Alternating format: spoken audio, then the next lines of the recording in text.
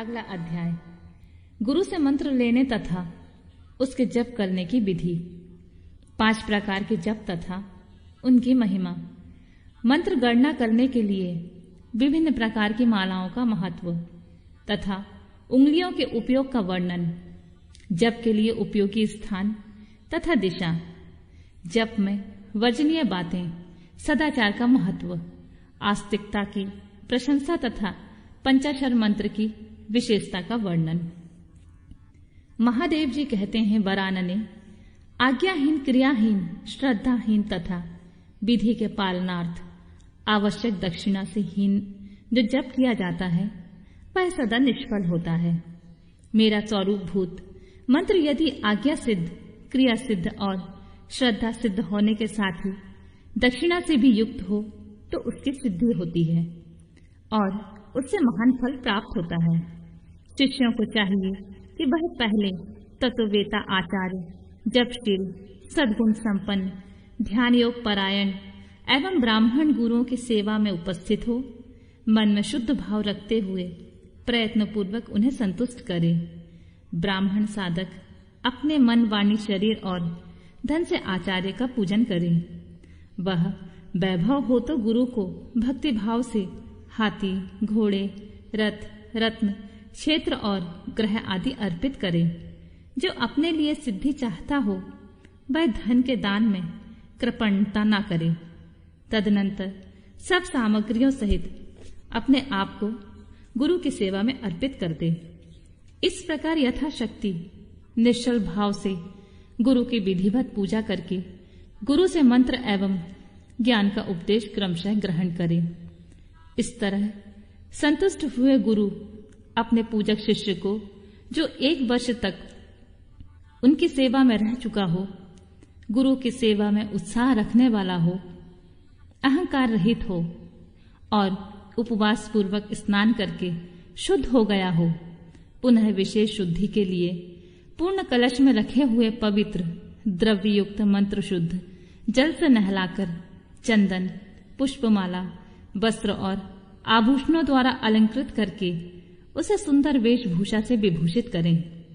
तत्पश्चात शिष्य से ब्राह्मणों द्वारा पुण्य वाचन और ब्राह्मणों की पूजा करवाकर समुद्र तट पर, नदी के किनारे, गौशाला में, देवालय में, किसी भी पवित्र स्थान में अथवा घर में सिद्धिदायक काल आने पर शुभ तिथि, शुभ नक्षत्र एवं सर्वदोष रहित शुभ योग में गुरु अपने शिष्य को अनुग्रह पूर्वक विधि के अनुसार मेरा ज्ञान दे। एकांत स्थान में अत्यंत प्रसन्नचित हो उच्च स्वर से हम दोनों के उस उत्तम मंत्र का उच्चारण कराकर शिष्य को इस प्रकार आशीर्वाद दें, तुम्हारा कल्याण हो, मंगल हो, शोभन हो, प्रिय हो। इस तरह गुरु शिष्य को मंत्र और आज्ञा प्रदान करें।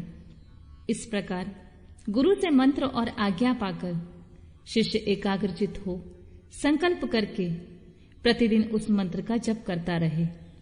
जब तक जिए तब तक अनन्य भाव से तत्परता पूर्वक नित्य 1008 मंत्रों का जप किया करे। जो ऐसा करता है वह परम गति को प्राप्त होता है। जो प्रतिदिन संयम में रहकर केवल रात में भोजन करता है और मंत्र के जितने अक्षर हैं उतने लाख का चौगुना जप आदर पूर्वक पूरा कर देता है तो वह पौरुषणिक कहलाता है। जो पुरचरण करके प्रतिदिन जप करता है उसके समान इस लोक में कोई दूसरा नहीं है। वह सिद्धिदायक सिद्ध हो जाता है। साधक को चाहिए कि वह शुद्ध देश में स्नान करके सुंदर आसन बांधकर अपने हृदय में तुम्हारे साथ मुझ शिवा का और अपने गुरु का चिंतन करते हुए उत्तर या पूर्व की ओर मुंह किए मौन भाव से बैठे चित्त को एकाग्र करे तथा दहन प्लावन आदि के द्वारा 5 तत्वों का शोधन करके मंत्र का न्यास आदि करें। इसके बाद सकलीकरण की क्रिया द्वारा संपन्न करके प्राण और अपान नियमन करते हुए हम दोनों के स्वरूप का ध्यान करें और विद्या स्थान अपने रूप, ऋषि, छंद, देवता, बीज, शक्ति तथा मंत्र के वाच्यार्थ रूप मुझ परमेश्वर का स्मरण करके पंचाक्षरी का जप करें। मानस जप उत्तम है, उपांशु जप मध्यम है तथा वाचिक जप उससे निम्न कोटि का माना गया है। ऐसा आगमार्थ विशारद विद्वानों का कथन है। जो ऊंचे नीचे स्वर से युक्त तथा स्पष्ट और अस्पष्ट पदों एवं अक्षरों के साथ मंत्र का वाणी द्वारा उच्चारण करता है, उसका यह जप वाचिक कहलाता है। जिस जप में केवल जीहा मात्र हिलती है अथवा बहुत धीमे स्वर से अक्षरों का उच्चारण होता है तथा जो दूसरों के कान में पड़ने पर भी उन्हें कुछ सुनाई नहीं देता, ऐसे जप को उपांशु कहते हैं। जिस जप में अक्ष पंक्तियों की एक वर्ण से दूसरे वर्ण का, एक पद से दूसरे पद का शब्द और अर्थ का मन के द्वारा बारंबार चिंतन मात्र होता है, वह मानस जप कहलाता है। वाचिक जप 1 गुना फल देता है, उपांशु जप 100 गुना फल देने वाला बताया गया है और मानस जप का फल सहस्र गुना कहा गया है तथा सगर्भ जप उससे भी 100 गुना अधिक फल देने वाला होता है। प्राणायाम पूर्वक जो जप होता है उसे सगर्भ जप कहते हैं। अगर्भ जप से भी आदि और अंत में प्राणायाम कर लेना श्रेष्ठ बताया गया है। मंत्रार्थ वेदता बुद्धिमान साधक प्राणायाम करते समय 40 बार मंत्र का स्मरण कर ले। जो ऐसा करने में असमर्थ हो वह अपनी शक्ति के अनुसार जितना हो सके उतने ही मंत्रों का मानसिक जप कर ले। 5, 3 अथवा 1 बार अगर्भ या सगर्भ प्राणायाम करें। इन दोनों में सगर्भ प्राणायाम श्रेष्ठ माना गया है। सगर्भ की अपेक्षा भी ध्यान सहित जप सहस्र गुना फल देने वाला कहा जाता है। इन 5 प्रकार के जपों में कोई एक जप अपनी शक्ति के अनुसार करना चाहिए। अंगुली से जप की गणना करना 1 गुना बताया गया है। रेखा से गणना करना 8 गुना उत्तम समझना चाहिए। पुत्र जीव के बीजों की माला से गणना करने पर जप का 10 गुना अधिक फल होता है। शंख के मनकों से 100 गुना, मूंगों से 1000 गुना, स्फटिक मणि से 10,000 गुना, मोतियों की माला से 1,00,000 गुना, रुद्राक्ष से 10 लाख गुना और सुवर्ण के बने हुए मनकों से गणना करने पर कोटि गुना अधिक फल बताया गया है। कुश के गांठ से तथा रुद्राक्ष से गणना करने पर अनंत गुने फल की प्राप्ति होती है। 30 रुद्राक्ष के दानों से बनाई गई माला जप कर्म में धन देने वाली होती है। 27 दानों की माला पुष्टिदायिनी और 25 दानों की माला मुक्तिदायिनी होती है। 15 रुद्राक्ष की बनी हुई माला अभिचार कर्म करने में फलदायक होती है। जप कर्म में अंगूठे को मोक्षदायक समझना चाहिए और तर्जनी को शत्रुनाशक। मध्यमा धन देती है और अनामिका शांति प्रदान करती है। 108 दानों की माला उत्तमोत्तम मानी गई है। 100 दानों की माला उत्तम और 50 दानों की माला मध्यम होती है। 54 दानों की माला मनोहारिणी एवं श्रेष्ठ कही गई है। इस तरह माला से जप करें। वह जप किसी को दिखाए नहीं। कनिष्ठिका अंगुली जप के फल को क्षरित नष्ट न करने वाली मानी गई है, इसलिए जप कर्म में शुभ है। दूसरी अंगुलियों के साथ अंगुष्ठ द्वारा जप करना चाहिए, क्योंकि अंगुष्ठ के बिना किया हुआ जप निष्फल होता है। घर में किए हुए जप को सामान या 1 गुना समझना चाहिए। गौशाला में उसका फल 100 गुना हो जाता है। पवित्र वन या उद्यान में किए हुए जप का फल सहस्र गुना बताया गया है। पवित्र पर्वत पर 10,000 गुना, नदी के तट पर 1,00,000 गुना, देवालय में कोटि गुना और मेरे निकट किए हुए जप को अनंत गुना कहा गया है। सूर्य, अग्नि, गुरु, चंद्रमा, दीपक, जल, ब्राह्मण और गौओं के समीप किया हुआ जप श्रेष्ठ होता है। पूर्वाभिमुख किया हुआ जप वशीकरण में और दक्षिणाभिमुख जप अभिचार कर्म में सफलता प्रदान करने वाला है। पश्चिमाभिमुख जप को धनदायक जानना चाहिए और उत्तराभिमुख जप शांतिदायक होता है। सूर्य, अग्नि, ब्राह्मण, देवता तथा अन्य श्रेष्ठ पुरुषों के समीप उनकी ओर पीट करके जप नहीं करना चाहिए। सिर पर पगड़ी रखकर, कुर्ता पहनकर, बाल खोलकर, गले में कपड़ा लपेटकर, अशुद्ध हाथ में लेकर, संपूर्ण शरीर से अशुद्ध रहकर तथा विलाप पूर्वक कभी जप नहीं करना चाहिए। जप करते समय क्रोध, मद, छींकना, थूकना, जमाई लेना और कुत्ते और नीच पुरुषों की ओर देखना वर्जित है।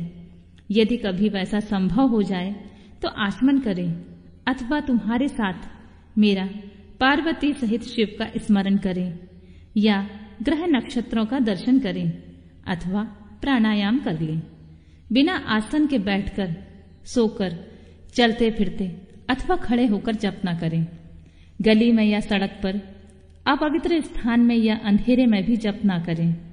दोनों पांव फैलाकर, कुरकुट आसन में बैठकर, सवारी या खाट पर चढ़कर अथवा चिंता में व्याकुल होकर जप न करें।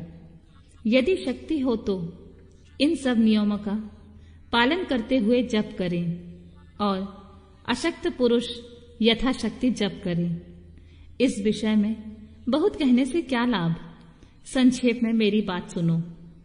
सदाचारी मनुष्य शुद्ध भाव से जप और ध्यान करके कल्याण का भागी होता है। आचार परम धर्म है, आचार उत्तम धन है, आचार श्रेष्ठ विद्या है और आचार ही परम गति है। आचारहीन पुरुष संसार में निंदित होता है और परलोक में भी सुख नहीं पाता। इसलिए सबको आचारवान होना चाहिए। वेदज्ञ विद्वानों ने वेद शास्त्रों के कथा अनुसार जिस वर्ण के लिए जो कर्म विहित बताया गया है, उस वर्ण के पुरुष को उसी कर्म का सम्यक आचरण करना चाहिए। वही उसका सदाचार है, दूसरा नहीं। सत्पुरुषों ने उसका आचरण किया है, इसीलिए वह सदाचार कहलाता है। उस सदाचार का भी मूल कारण आस्तिकता है। यदि मनुष्य आस्तिक है तो प्रसाद आदि के कारण सदाचार से कभी भ्रष्ट हो जाने पर भी दूषित नहीं होता। अतः सदा आस्तिकता का आश्रय लेना चाहिए। जैसे यह लोक में सत्कर्म करने से सुख और दुष्कर्म करने से दुख होता है, उसी तरह परलोक में भी होता है। इस विश्वास को आस्तिकता कहते हैं। सदाचार से हीन, पतित और अंत्येश का उद्धार करने के लिए कलयुग में पंचाक्षर मंत्र से बढ़कर दूसरा कोई उपाय नहीं है। चलते फिरते, खड़े होते अथवा स्वेच्छा अनुसार कर्म करते हुए अपवित्र या पवित्र पुरुष के जप करने पर भी वह मंत्र निष्फल नहीं होता। मूर्ख, मूढ़, पतित, मर्यादा रहित और नीच के लिए भी यह मंत्र निष्फल नहीं होता। किसी भी अवस्था में पड़ा हुआ मनुष्य भी यदि मुझ में उत्तम भक्तिभाव रखता है तो उसके लिए यह मंत्र निसंदेह सिद्ध होगा ही, किंतु दूसरे किसी के लिए वह सिद्ध नहीं हो सकता। प्रिय, इस मंत्र के लिए लग्न, तिथि, नक्षत्र, वार और योग आदि का अधिक विचार अपेक्षित नहीं है। यह मंत्र कभी सुप्त नहीं होता, सदा जागृत रहता है। यह महामंत्र कभी किसी शत्रु का नहीं होता। यह सदा सिद्ध अथवा साध्य ही रहे। सिद्ध गुरु के उपदेश से प्राप्त हुआ मंत्र सुसिद्ध कहलाता है। असिद्ध गुरु का दिया हुआ भी मंत्र सिद्ध कहा गया है, जो केवल परंपरा से प्राप्त हुआ है, किसी गुरु के उपदेश से नहीं मिला है। वह मंत्र साध्य होता है। जो मुझ में, मंत्र में तथा गुरु में अतिशय श्रद्धा रखने वाला है, उसको मिला हुआ मंत्र किसी गुरु के द्वारा साधित हो या असाधित होकर सिद्ध होकर ही रहता है। इसमें संशय नहीं है। इसलिए अधिकार की दृष्टि से विघ्न युक्त होने वाले दूसरे मंत्रों को त्याग कर विद्वान पुरुष साक्षात परम विद्या पंचाक्षरी का आश्रय लें। दूसरे मंत्रों के सिद्ध हो जाने से यह मंत्र सिद्ध नहीं होता, परंतु इस महामंत्र के सिद्ध हो जाने पर वे दूसरे मंत्र अवश्य सिद्ध हो जाते हैं। महेश्वरी, जैसे अन्य देवता के प्राप्त होने पर भी मैं प्राप्त नहीं होता, परंतु मेरे प्राप्त हो जाने पर वे सब देवता प्राप्त हो जाते हैं। यही न्याय इन सब मंत्रों के लिए भी है। सब मंत्रों के जो दोष हैं वे इस मंत्र में संभव नहीं है, क्योंकि यह मंत्र जाति आदि की अपेक्षा न रखकर प्रवृत्त होता है। तथापि छोटे छोटे तुच्छ फलों के लिए सहसा इस मंत्र का विनियोग नहीं करना चाहिए, क्योंकि यह मंत्र महान फल देने वाला होता है। उपमन्यु कहते हैं, यदुनंदन, इस प्रकार त्रिशूलधारी महादेव जी ने तीनों लोकों के हितों के लिए साक्षात महादेवी पार्वती से इस पंचाक्षर मंत्र की विधि कही थी। जो एकाग्रचित होकर भक्ति भाव से इस प्रसंग को सुनता है या सुनाता है, वह सब पापों से मुक्त होकर परम गति को प्राप्त होता है।